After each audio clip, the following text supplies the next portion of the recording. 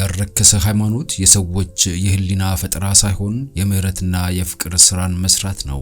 ይህ ሃይማኖት ለጤንነትና ለደስታ አስፈላጊ ነው።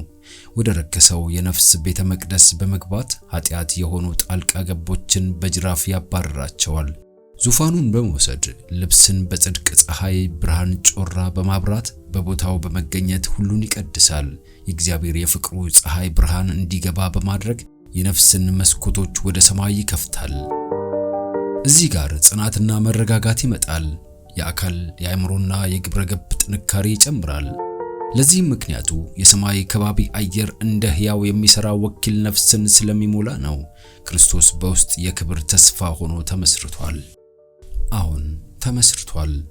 ከሁሉ ትንሽ በሆነው የታመነ በብዙም የታመነ ይሆናል እንደሚለው ቃሉ ሕይወትን ስኬታማ የሚያደርገው ዓለም ትንሽ ነገሮች ለሚላቸው ተገቢውን ትኩረት በመስጠት ነው።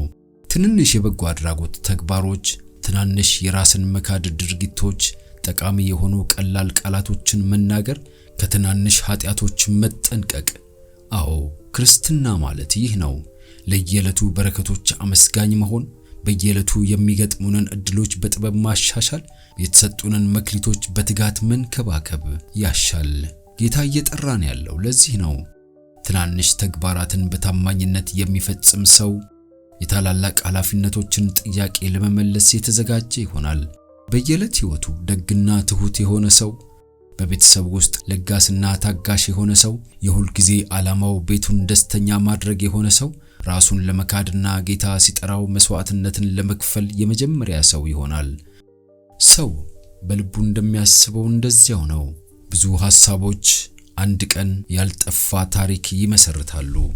አስተሳሰቦቻችን በጥብቅ መጠበቅ አለባቸው። አንድ ንጹህ ያልሆነ ሐሳብ በነፍስ ላይ ጥልቅ አሻራን አሳርፎ ስለሚያልፍ አስተሳሰቦቻችን በጥብቅ መጠበቅ አለባቸው። ክፉ ሐሳብ በአእምሮ ውስጥ ክፉ አሻራን ይተዋል። ሐሳቦች ንጹህና ቅዱስ ከሆኑ ግለሰቡ እነርሱን በመለማመዱ የተሻለ ይሆናል። በእርሱ አማካኝነት መንፈሳዊ ሞት ይነቃቃና መልካም የማድረግ ኃይል ይጨምራል። አንድ የዝናብ ጠብታ መሬቱን በማራስ ለሌላኛው እንደሚያዘጋጅ ሁሉ አንድ መልካም ሐሳብ ለሌላኛው መንገድ ያዘጋጃል። ረጅም ጉዞ የሚያደርገው አንድ ጊዜ አንድ እርምጃን በመሄድ ነው። ተከታታይ እርምጃዎች ወደ መንገዱ ፍጻሜ ያደርሱናል። ረጅም ሰንሰለት ከተናጠል ማገናኛዎች የተሰራ ነው። ከነዚህ መገናኛዎች አንዱ ጉድለት ካለበት ሰንሰለቱ ዋጋ ቢስ ነው። ባህሪም እንደዚሁ ነው።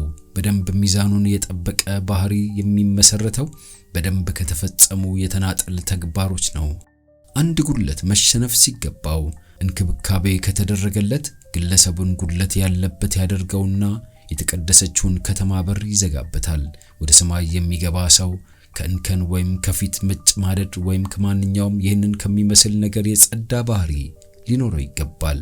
የሚያረክስ ከንቱነት እዚያ መግባት አይችልም። በዳኑት ሰራዊት ሁሉ መካከል አንዲት ጉድለት እንኳን መታየት የለባትም።